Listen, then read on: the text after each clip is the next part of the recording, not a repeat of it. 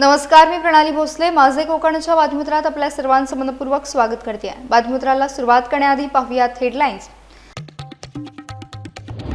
Petrol पंपावर दरड कोसळली, तिघे युवक थोडक्यात बचावले. दरडीखाली अज्ञात इसमाचा मृत्यू.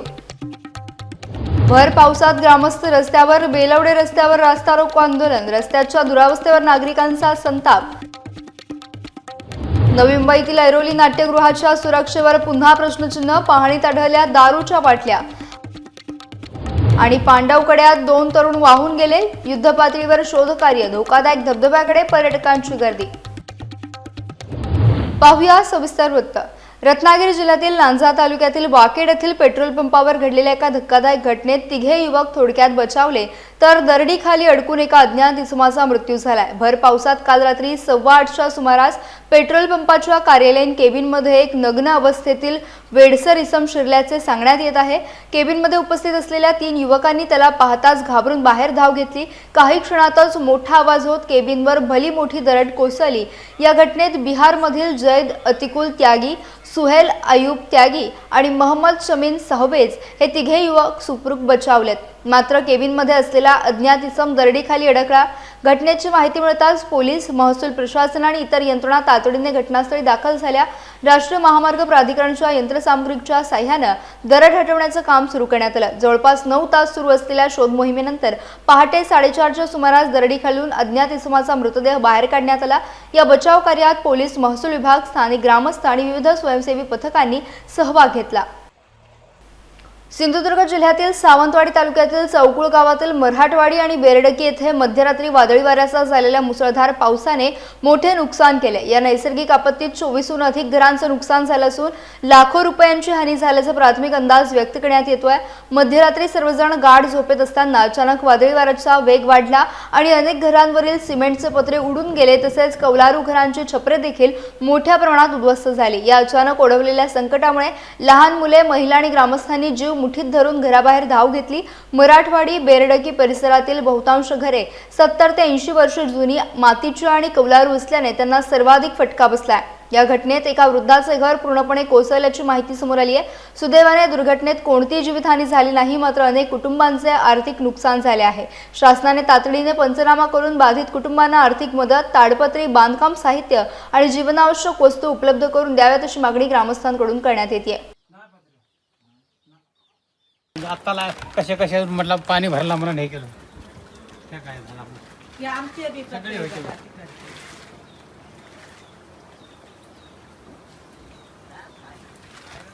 त्या वाटेने बी गेलं, कोण पडलं हे नाळे आणि ते तिकडी पत्रे त्या बाजूला. सिंधुदुर्ग जिल्ह्यातील भुईबावडा घाटात दरड कोसळल्यामुळे काही काळ विस्कळीत झालेली वाहतूक आता पुन्हा सुरळीत करण्यात आली आहे. रस्त्यावर पडलेले दगड, मुरुम आणि माती हटवण्याचे काम करण्यात आले. घाटमार्ग वाहतुकीसाठी पुन्हा खुला करण्यात आला असून वाहनांची ये-जा आता पूर्ववत सुरू झाली आहे. दरड कोसळल्यानंतर संबंधित यंत्रणांनी घटनास्थळी धाव घेतली. यंत्रसामग्रीच्या साह्याने रस्ता मोकळा करण्याचं काम हाती घेतलं. प्राथमिक स्वरूपात रस्ता वाहतुकीसाठी खुला करण्यात आला असला तरी रस्त्याच्या कडेला असलेले उर्वरित दगड आणि सैल झालेली दरड हटवण्याचे काम अद्याप युद्धपातळीवर सुरू आहे. घाट परिसरात सतत पाऊस सुरू असल्याने संबंधित विभाग परिस्थितीवर बारीकाईने लक्ष ठेवत आहे. रस्ता पूर्णपणे सुरक्षित करण्यासाठी आवश्यक त्या उपाययोजना करण्यात येत असून काम पूर्ण होईपर्यंत वाहन चालकांनी विशेष सावधगिरी बाळगावी, वेगावर नियंत्रण ठेवावं आणि प्रशासनाच्या सूचनांचं काटेकोर पालन करावं असं आवाहन करण्यात आलंय. पावसाळ्याच्या पार्श्वभूमीवर घाटमार्गातून प्रवास करणाऱ्यांनी सतर्क राहण्याची आवश्यकता असल्याचं देखील प्रशासनाने स्पष्ट केले आहे. लोणावळा शहर आणि परिसरात सुरू असलेल्या मुसळधार पावसामुळे राजमाची किल्ल्याकडे जाणाऱ्या मार्गावर मोठी दरड कोसळल्याने वाहतूक पूर्णपणे बंद झाली आहे. सुमारे 100 ते 125 फूट परिसरात मोठ्या प्रमाणात दगड आणि माती रस्त्यावर आल्यामुळे राजमाचीकडे जाणारा मार्ग बंद पडला आहे. शनिवार रविवारची सुट्टी असल्याने राजमाची किल्ला आणि कातळदरा धबधबा पाहण्यासाठी मोठ्या संख्येने पर्यटक या भागात गेले होते. दरड कोसळल्यानंतर अनेक पर्यटक मार्गाच्या पलीकडे अडकून पडले असून काही पर्यटकांनी पायी प्रवास करत सुरक्षितपणे लोणावळ्याकडे परतण्यास सुरुवात केली. मात्र वाहनांसह गेलेल्या पर्यटकांना आपली वाहने आणणे सध्या शक्य नसल्याची माहिती मिळते. दरम्यान डेला रिसॉर्टच्या मदतीने जेसीबी आणि कामगारांच्या साह्याने दरड हटवण्याचं काम सुरू करण्यात आलंय. मात्र दरडीचा मोठा आकार लक्षात घेता रस्ता पूर्णपणे वाहतुकीसाठी खुला होण्यासाठी किमान 1 ते 2 दिवस लागू शकतात असा अंदाज व्यक्त करण्यात येत आहे. या घटनेनंतर राजमाची मार्गाच्या सुरक्षिततेचा प्रश्न पुन्हा एकदा ऐरणीवर आला असून स्थानिक ग्रामस्थांनी या मार्गाचे कायमस्वरूपी मजबूतीकरण करून पावसाळ्यात सुरक्षित प्रवासासाठी आवश्यक उपाययोजना करण्याची मागणी प्रशासनाकडे केली आहे। रायगड जिल्ह्यातील पेण तालुक्यातील तरणखोप बेलवडे रस्त्याच्या दुरावस्थेविरोधात ग्रामस्थांनी भर पावसात रास्ता रोको आंदोलन करत प्रशासन आणि संबंधित कंत्राटदाराविरोधात तीव्र संताप व्यक्त केला। प्रधानमंत्री ग्राम सडक योजनेअंतर्गत या रस्त्याच्या कामाला 2 वर्षांपूर्वी मंजुरी मिळून निविदा प्रक्रिया पूर्ण झाली होती, मात्र अद्यापही रस्त्याचं काम अपूर्ण असल्याचा आरोप ग्रामस्थांनी केला आहे। सध्या रस्त्यावर मोठमोठे खड्डे पडले असून मुसळधार पावसामुळे त्यात पाणी साचल्याने वाहन चालकांना जीव धोक्यात घालून प्रवास करावा लागतोय। या रस्त्यावर अनेक अपघात झाल्याचा तसेच काही नागरिक गंभीर जखमी झाल्याचा दावा आंदोलनकर्त्यांनी केला। पावसामुळे संपूर्ण मार्ग जलमय झाल्याने शाळकरी विद्यार्थ्यांना देखील पाण्यातून मार्ग काढत शाळेत जावे लागत असल्याने पालकांमध्ये देखील नाराजीचं वातावरण आहे। वारंवार तक्रारी करूनही प्रशासन आणि लोकप्रतिनिधींनी ठोस कारवाई केली नसल्याचा आरोप करत महिला, विद्यार्थी, लहान मुलं आणि ग्रामस्थ मोठ्या संख्येने या आंदोलनात सहभागी झाले। यावेळी संबंधित कंत्राटदाराविरोधात घोषणाबाजी करण्यात आली, तसेच रस्त्याचे काम पूर्ण होईपर्यंत आंदोलन सुरूच ठेवण्याचा इशारा ग्रामस्थांनी दिला असून तातडीने दर्जेदार रस्ता तयार करण्याची मागणी प्रशासनाकडे करण्यात आली आहे। तरणखोप मुंगशी बेलवडे हा रस्ता 4.5 कोटीचा रस्ता आहे। आज तुम्ही रस्त्याने आले, हा रस्त्या काय पोझिशनला आहे तुम्ही बघितला असाल। आज आमच्याच गावातले लोकांचं सोडून द्या, आमच्याच गावातले 3 जोडपे पडले कामावरती जाता वेळेस। आज तुम्ही बघता पट्ट्या बांधलेल्या आहेत। याला जबाबदार कोण? हा 4.5 कोटीचा रस्ता आहे का तुम्ही कोणीही सांगू शकतो? ओव्हरकोटर आली 2.5 वर्ष झालेत, का नाही आजपर्यंत काम झालं या गोष्टीचा? आम्ही जिथं बसलोय आता ही तुम्हाला सिच्युएशन दिसते, ही 4.5 कोटीचे हे रस्ते काय उपयोग आहे आम्हाला? या मतदान मागाला मतदान येतात, काय उपयोग आहे या गोष्टीचा? आता शाळेची पोरं कशासाठी जाणार? रस्त्याची परिस्थिती जाम बिकट आहे आणि आमची शाळेची पोरं कशी जातील शाळेत? आणि पोरं ही लहान लहान पोरं आहेत, एसटी नाही आली तर गाडी कायकांच्या गाड्या आहेत ते घेऊन जातात, पण आमच्या गावात सगळी पोरं आहेत ती सगळी एसटीला जाणारी आहेत। आणि आमच्या गावातली 2-3 जण पडले गाडी घेऊन तिकडे। रस्ता म्हणजे माती टाकलेली आहे, जागोजाग माती टाकलेली, गाड्या फसतात। हे कॉन्ट्रॅक्टदार कुठे गेलेत? कॉन्ट्रॅक्टदार एवढे म्हणजे काम करताना म्हणजे कसं काम करायचं, त्यांच्याकडनं काम करून घ्यायला पाहिजे होतं ना।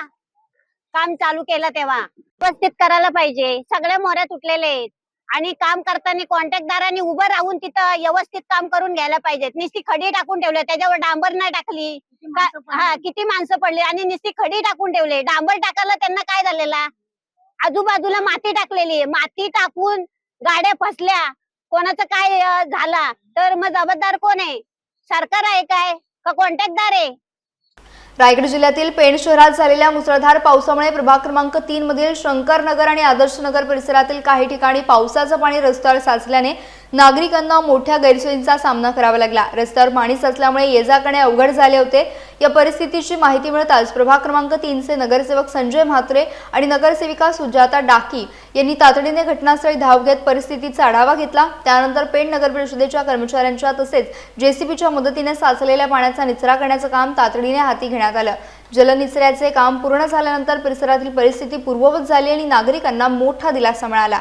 या तातडीच्या कार्यवाहीबद्दल स्थानिक नागरिकांनी समाधान व्यक्त केलं।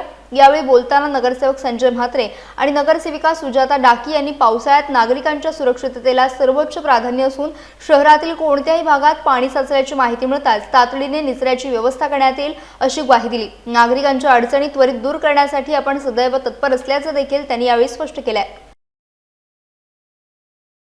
सततच्या मुसळधार पावसामुळे नवी मुंबईतील खारघर परिसरात अनेक रस्त्यांवर मोठ्या प्रमाणात पाणी साचल्याने जनजीवन विस्कळीत झाले आणि वाहतुकीवर परिणाम झाला। काही भागांमध्ये रस्ते पूर्णपणे जलमय झाल्यामुळे एक मार्ग वाहतुकीसाठी बंद करण्यात आला असून पर्यायी मार्गावर दोन्ही बाजूनी वाहतूक सुरू ठेवण्यात आली आहे। रस्त्यावर साचलेल्या पाण्यामुळे वाहन चालकांना मोठ्या अडचणींचा सामना करावा लागत असून वाहतूक संथ गतीने सुरू असल्याचं चित्र आहे। पावसाचे पाणी मोठ्या प्रमाणात साचल्याने पनवेल महानगरपालिकेच्या नालेसफाईच्या कामाच्या गुणवत्तेबाबत देखील प्रश्न उपस्थित केले जातात। नागरिकांच्या मते नालेसफाई प्रभावीपणे झाली असती तर इतक्या मोठ्या प्रमाणात पाणी साचलं नसतं, त्यामुळे प्रशासनाच्या नियोजनावर देखील प्रश्नचिन्ह उपस्थित उपस्थित होते। मुसळधार पावसाचा अंदाज कायम असल्याने नागरिकांनी आवश्यक ती खबरदारी घ्यावी, पाणी साचलेल्या मार्गांवरून प्रवास करताना सावधगिरी बाळगावी आणि वाहतूक पोलिसांच्या तसेच प्रशासनाच्या सूचनांचे पालन करावे असे आवाहन करण्यात येत आहे। परिस्थितीवर संबंधित यंत्रणांकडून लक्ष ठेवण्यात येत असून पाणी निचऱ्याचे काम सुरू असल्याची माहिती देण्यात आली आहे। नवी मुंबईतील खारघर परिसरातील प्रसिद्ध पांडवकडा धबधब्यावर 2 वेगवेगळ्या घटनांमध्ये 2 तरुण पाण्याच्या तीव्र प्रवाहात वाहून गेल्याची धक्कादायक घटना समोर आली आहे। 2 सलग दिवसात या दुर्घटना घडल्या असून दोघांचा शोध घेण्यासाठी अग्निशमन दलाच्या मदतीने युद्धपातळीवर शोध मोहीम सुरू करण्यात आली। दोघांचेही मृतदेह अद्याप हाती लागलेले नव्हते। पहिल्या घटनेत तळोजा फेज 1 येथील सागर विहार बिल्डिंग परिसरात राहणारा 20 वर्षीय मोहम्मद मोबशीर मोहम्मद शाहिद हा पाण्याच्या प्रवाहात बुडाल्याची माहिती आहे, तर दुसऱ्या घटनेत मुंबईतील सांताक्रूज कलिना कोबाविरी व्हिलेज येथील 19 वर्षीय शेन्नॉन गॅस्पर किनी हा तरुण धबधब्याच्या जोरदार प्रवाहात वाहून गेला। दोन्ही घटनांनंतर बचाव पथकांकडून शोधकार्य सुरू करण्यात आले। परिसरात आवश्यक ती खबरदारी घेण्यात आली आहे। पावसामुळे धबधब्यांवरील पाण्याचा प्रवाह अत्यंत वेगवान झाला असून नागरिकांनी आणि पर्यटकांनी धोकादायक ठिकाणी जाणे टाळावे, तसेच प्रशासनाच्या सूचनांचे काटेकोर पालन करावे असे आवाहन करण्यात आले आहे। रायगड जिल्ह्यातील उरण शहरात झालेल्या मुसळधार पावसामुळे अनेक भागांमध्ये मोठ्या प्रमाणात पाणी साचून पूरसदृश्य परिस्थिती निर्माण झाली आहे। शहरातील विविध भागांसह सत्र न्यायालय परिसरात देखील पाणी साचल्याने नागरिकांना अडचणींचा सामना करावा लागतोय।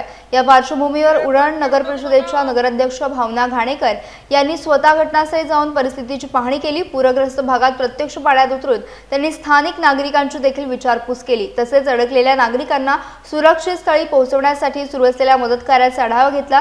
याशिवाय पाण्याचा निचरा जलद गतीने व्हावा यासाठी संबंधित प्रशासकीय यंत्रणेला आवश्यक सूचना देत कामाला गती देण्याचे प्रयत्न करण्यात आले। नगराध्यक्षांच्या या प्रत्यक्ष सहभागामुळे नागरिकांना देखील दिलासा मिळाल्याचे चित्र पाहायला मिळालं। यावेळी नागरिकांनी घाबरून न जाता प्रशासनाला सहकार्य करावे आणि आवश्यक असल्यास अधिकृत सूचनांचे पालन करावे असे आवाहन देखील करण्यात आले। मुसळधार पावसामुळे निर्माण झालेल्या परिस्थितीवर प्रशासन सातत्याने लक्ष ठेवून असून नागरिकांच्या सुरक्षिततेला सर्वोच्च प्राधान्य देत आवश्यक त्या उपाययोजना सुरू असल्याचे यावेळी स्पष्ट करण्यात आले। नवी मुंबईतील ऐरोली येथे उभारण्यात येत असलेल्या नाट्यगृहाच्या सुरक्षेचा प्रश्न पुन्हा एकदा चर्चेत आलाय। भाजप सांस्कृतिक प्रकोष्ठाचे नवी मुंबई जिल्हा प्रभारी तथा अभिनेते सुनील पगार यांनी यापूर्वी 21 आणि 22 जून रोजी नाट्यगृहाच्या कामातील सुरक्षा आणि कामगारांच्या सुरक्षेबाबत नवी मुंबई महानगरपालिका आयुक्त आणि महापौर यांना निवेदन देत लक्ष वेधलं। त्यानंतर संबंधित विभागामार्फत 4 जुलै रोजी नाट्यगृह परिसराची पाहणी करण्यात आली। या पाहणी दरम्यान नाट्यगृह परिसरात विविध ठिकाणी दारूच्या बाटल्या पडलेल्या असल्याचे सुनील पगार यांनी संबंधित अधिकाऱ्यांच्या निदर्शनास आणून दिले।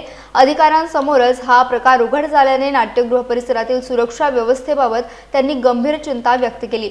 तसेच नाट्यगृहाला आग लागल्याच्या घटनेनंतर नवी मुंबई महानगरपालिका आयुक्तांनी अद्याप परिसराला भेट दिली नसल्याची खंत देखील त्यांनी व्यक्त केली आहे। आयुक्तांनी स्वतः घटनास्थळी येऊन भेट देऊन संबंधित अधिकाऱ्यांना आवश्यक सूचना उपाययोजनांचे निर्देश द्यावेत आणि नाट्यगृहाचे काम सुरक्षित व नियोजनबद्ध पद्धतीने पूर्ण होण्यासाठी पुढाकार घ्यावा अशी मागणी सुनील पगार यांनी केली। ऐरोली येथील नाट्यगृहाला पुन्हा एकदा भेट देण्यासाठी आलो होतो। नवी मुंबई महानगरपालिकेचे संबंधित अधिकारी या ठिकाणी उपस्थित होते। याआधी आम्ही या ठिकाणी आलो होतो तेव्हा कामगारांच्या सुरक्षेचा प्रश्न असेल, त्यासोबत नाट्यगृहाच्या सुरक्षेचा प्रश्न असेल, या प्रश्नांवरती आम्ही लक्ष वेधलं होतं। परंतु आज या ठिकाणी आल्यानंतर आज एक वेगळाच प्रकार या ठिकाणी निदर्शनास आला आणि संबंधित अधिकारी असतील, सेफ्टी ऑफिसर्स असतील, यांच्याही निदर्शनास आणून दिला। तो म्हणजे या ठिकाणी दारूच्या बाटल्या या ठिकाणी पडलेल्या होत्या। नवी मुंबई महानगरपालिका आयुक्तांना विनंती आहे, या नाट्यगृहाला जेव्हा आग लागली होती तेव्हापासून आज तागायत आपण या ठिकाणी भेट दिलेली नाही आहे। कृपया एक जबाबदार व्यक्ती म्हणून या ठिकाणी आपण यावं, एक जबाबदार अधिकारी म्हणून या ठिकाणी पाहणी करावी आणि या ठिकाणी हे जे नाट्यगृहाचं काम आहे हे चांगल्या प्रकारे पूर्ण व्हावं अशी विनंती आम्ही या ठिकाणी करतो आहोत। रायगड जिल्ह्यातील महाड MIDC मधील ब्लू जेट हेल्थकेअर कंपनीत 2023 साली झालेल्या दुर्घटनेत मृत्यू झालेल्या 11 कामगारांच्या कुटुंबियांना मुख्यमंत्री सहायता निधीतून आर्थिक मदतीचे धनादेश वितरित करण्यात आले। महाड प्रांत कार्यालयात आयोजित कार्यक्रमात मंत्री भरत गोगावले यांच्या हस्ते मृत कामगारांच्या कुटुंब प्रमुखांना प्रत्येकी 5 लाख रुपयांचा धनादेश सुपूर्द करण्यात आला। यावेळी बोलताना दुर्घटना घडली तेव्हा या मतदारसंघाचे लोकप्रतिनिधी म्हणून आपण तात्काळ उपमुख्यमंत्री एकनाथ शिंदे यांच्याकडे मृतांच्या कुटुंबियांना आर्थिक मदत देण्याची विनंती केली होती, असे मंत्री भरत गोगावले यांनी सांगितले। त्यावेळी मदतीची घोषणा करण्यात आली होती आणि त्यानंतर सातत्याने केलेल्या पाठपुराव्यामुळे महाराष्ट्र शासनाने ही आर्थिक मदत मंजूर केल्याचे देखील त्यांनी नमूद केलं। धनादेश स्वीकारताना मृत कामगारांच्या कुटुंबियांनी मंत्री भरत गोगावले तसेच महाराष्ट्र शासनाचे आभार व्यक्त केले। या कार्यक्रमाला संबंधित अधिकारी आणि लाभार्थी कुटुंबीय उपस्थित होते। मुख्यमंत्री सहायता निधीतून मिळालेली आर्थिक मदत दुःखद प्रसंगातून गेलेल्या कुटुंबांना काही प्रमाणात आधार देणारी ठरेल अशी भावना यावेळी व्यक्त करण्यात आली। 3 नोव्हेंबर 2023ला एक मोठा अपघात झाला होता। कंपनीमध्ये स्फोट होऊन त्यावेळेला 11 कामगार जळून मृत्युमुखी पडले होते आणि त्यावेळेला मी उद्योगमंत्री उदय सामंत आले होते, आमचे तहसीलदार होते, प्रांत सगळेच आमचे अधिकारी वर्ग होते आणि त्यावेळेला आम्ही मागणी केली होती की यांना 5-5 लाख रुपयाची भरपाई द्यावी आणि कंपनीकडून जी काही मिळेल ती। तर अशा प्रकारे कंपनीने काहीतरी 30 लाख रुपये त्यांना दिले प्रत्येकी आणि मग आम्ही गव्हर्नमेंटच्या तर्फे आपल्या शासनातर्फे 5 लाख रुपयाची मागणी केली होती। ती 8 दिवसापूर्वी चेक आले आणि ते आज आम्ही आमचे प्रांत तहसीलदार इतर आमचे पदाधिकारी यांच्या समेत आता जवळजवळ 7-7 कुटुंबांना आता ते चेक दिलेत। बाकी 4 कुटुंब राहिलेले आहेत, काही बाहेरचे आहेत, UP बिहार मध्य प्रदेशचे, त्यांना बोलून हे चेक देतील आणि आम्ही आमचं कर्तव्य पार पाडलेलं आहे। रत्नागिरी जिल्ह्यातील लांजा येथे केंद्रीय रस्ते वाहतूक आणि महामार्ग मंत्रालयाच्या वतीने मुंबई गोवा राष्ट्रीय महामार्ग क्रमांक 66 अंतर्गत पॅकेज 7 मध्ये वृक्षारोपण कार्यक्रम उत्साहात पार पडला। आमदार किरण सामंत यांच्या हस्ते या उपक्रमाचा शुभारंभ करण्यात आला। यावेळी वृक्षारोपण करून त्यांनी पर्यावरण संवर्धनाचा संदेश दिला। वाढते प्रदूषण, बदलते हवामान आणि पर्यावरणासमोरील वाढती आव्हाने लक्षात घेऊन वृक्षारोपण ही काळाची गरज असल्याचं त्यांनी नमूद केलं। विकास कामांसोबत पर्यावरणाचा समतोल राखणे आवश्यक असून राष्ट्रीय महामार्गाच्या दोन्ही बाजूंनी मोठ्या प्रमाणावर वृक्ष लागवड झाल्यास परिसराचे सौंदर्य वाढण्याबरोबरच पर्यावरण संवर्धनाला देखील चालना मिळेल, असे त्यांनी सांगितले।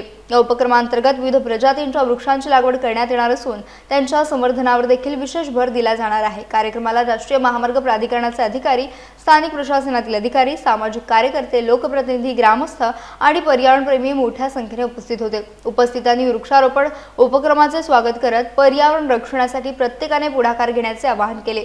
विकास आणि पर्यावरण यांचा समतोल साधत हरित कोकण घडवण्यासाठी अशा उपक्रमांची सातत्याने आवश्यकता असल्याचे मत यावेळी व्यक्त करण्यात आले। रत्नागिरी जिल्ह्यातील खेड येथे खेड जनरल प्रॅक्टिशनर्स असोसिएशन अर्थात KGPAच्या वतीने राष्ट्रीय डॉक्टर्स दिन उत्साहात साजरा करण्यात आला।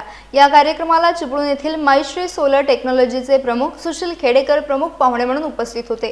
तसेच खेड नगर परिषदेच्या नगराध्यक्षा माधवी बुटाला आणि शिवसेना शहर प्रमुख कुंदन सातपुते यांनी देखील उपस्थित राहून डॉक्टरांना शुभेच्छा दिल्या। कार्यक्रमाच्या प्रारंभी KGPAचे कोअर चेअरमन डॉक्टर गिल्डा यांनी डॉक्टरांच्या सेवाभावी कार्याचा, त्यांच्या समर्पित जीवनाचा तसेच वैद्यकीय क्षेत्रातील विविध आव्हानांचा आढावा घेतला।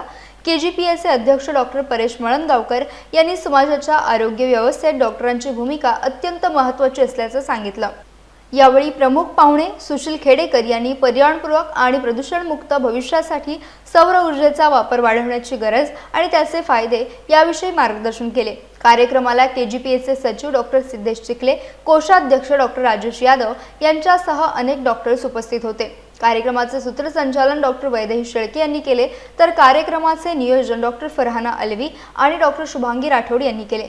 सचिव डॉक्टर सिद्धेश चिखले यांनी उपस्थितांचे आभार मानले। याचा बातमीपत्रात वेळ झाली, इथेच थांबण्याची भेटूयात नवीन बातमीपत्रासह। तोपर्यंत तुम्ही कुठेही जाऊ नका, पाहत राहा फक्त माझे कोकण।